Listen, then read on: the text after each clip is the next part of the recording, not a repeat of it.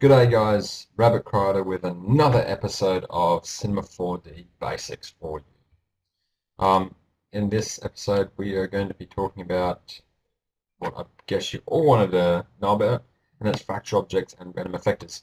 So let's get straight into it, don't waste any time.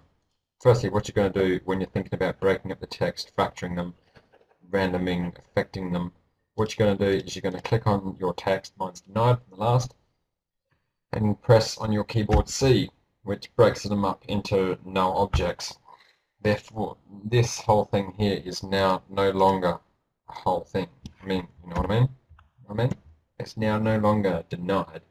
It is D-E-N-I-E-D, not denied.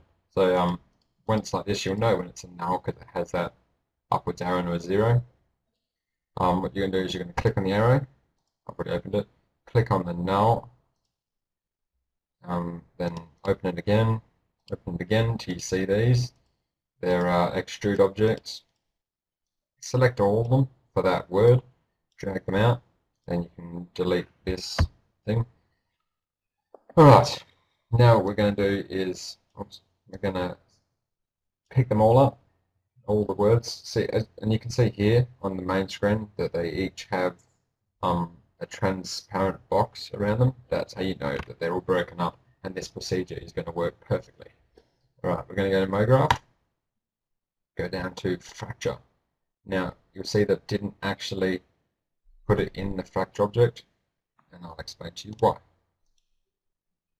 And that is because I don't know why, but basically what you do here is it's still as if that it's underneath the fracture object, but you know, it just makes it more neater if they're actually in there. So what we're going to do is we're going to pick them all up and drag them into the fracture object. Now, I explained to you, I told you before to press C on the keyboard, so it breaks them all up like this. If you don't, it'll put it in there as one object, so basically all you're doing is doing it as if you just went to coordinates down here and moved them one by one.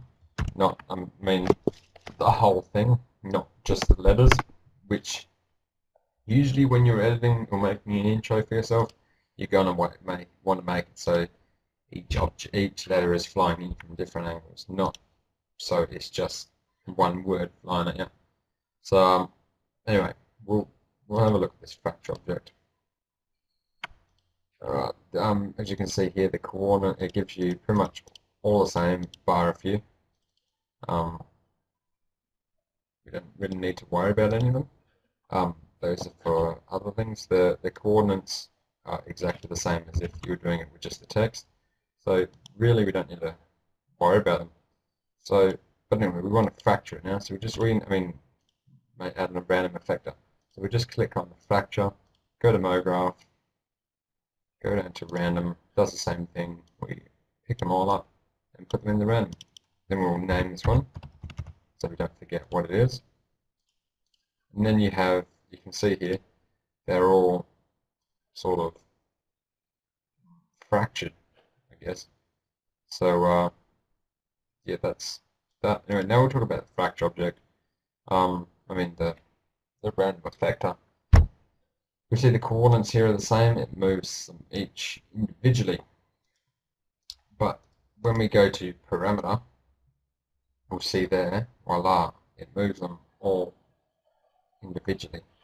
Obviously you get the sum, because it's a random effector, you get the sum that do this, and it's kind of annoying, but you can change that by doing this sort of thing. Oops, not like that. I can't remember which one it is. It's a while ago since I've done that, but